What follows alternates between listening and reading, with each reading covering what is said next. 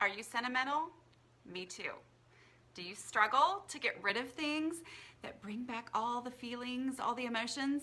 Me too. Sentimental clutter is the hardest kind of clutter to purge. It just is. It's so incredibly difficult to get rid of things that just bring back floods of memories when you come across them while you're decluttering. Let me just tell you what brought this about and how I'm kind of glad that I forgot there was a big bag of trash in my boy's bedroom from when I decluttered this weekend. I pulled this out of the trash bag. See it? Can you see that? Isn't that so cute?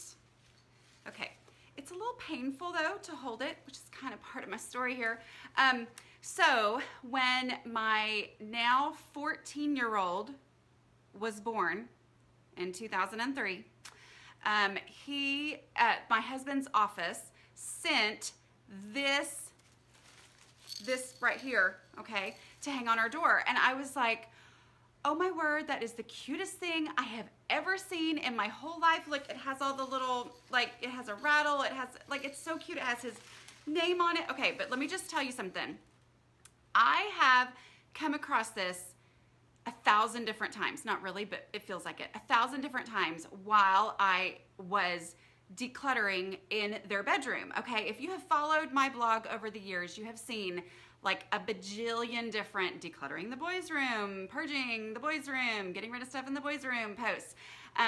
Over the years, we've gotten rid of so much stuff that it's pretty easy-ish to keep that room under control now, okay? But this item right here, so many times I had been like, I just can't.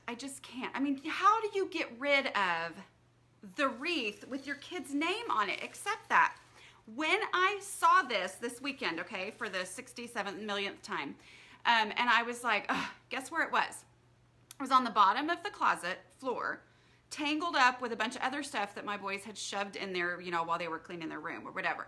It was shoved in that closet and I had to like untangle it. It's like, it's pokey, it's not fun to, it's really a pain. And it never ever stays up on the shelf where I had put it. I was like, I'm just gonna keep this here, except that it's round and it rolls and it falls and all this. So anyway, so I was holding it again going, oh, but it brings back so many memories of when my son was born. And I look at it and I go, oh, I was thinking it was for my 15-year-old. I was thinking it was for my oldest son. And I look and no, it's not. It's for my second son. And guess what? I don't know, you probably can't see it here with this. His name is misspelled, y'all. Now, just a little story about that. We did not know if we were having a boy or girl. My husband and I, when I had a C-section and the doctor says it's a boy, and we're like, oh, I'm so excited. And they said, what's his name gonna be? And we said, Reed. And they said, how are you gonna spell it? And my husband said, R-E-E-D. And I said, R-E-I-D. No, opposite. I said R-E-E-D and he said R-E-I-D. And we were like, oh, I guess we never talked about how we were actually gonna spell this. Anyway, well, this very sweetly, they spelled it my way, except that that's not how his name is spelled. So anyway, I just looked at this differently this time, okay? And so number one thing is re-decluttering is a thing, okay? Like it's just a thing. And things look different after I had all this angst about it and decided to keep it the last time. And then I get to experience the fact that it just doesn't fit well in that closet. There's room for it, except that it rolls and it falls and it's pokey and it tangles up with things in their closet. And so now I have a different perspective on it. So I started looking at it and going, wait a minute, I thought it was for a different kid, which, I mean, okay, you know, it's a little embarrassing as a mom, but anyway, I thought it was for a different kid. So obviously it does not bring back the memories that I thought it brought back, okay? And so I decided finally I was just gonna go ahead and get rid of it. So like I said, I pulled this out of the trash bag to do this video for y'all. That's how committed. I decided to let it go because it didn't bring back the feelings that I thought it would.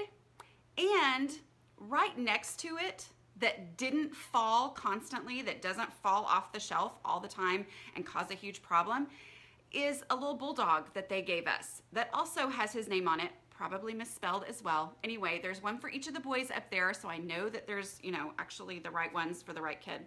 And those are soft, and if they fall on my head, it's not actually gonna hurt.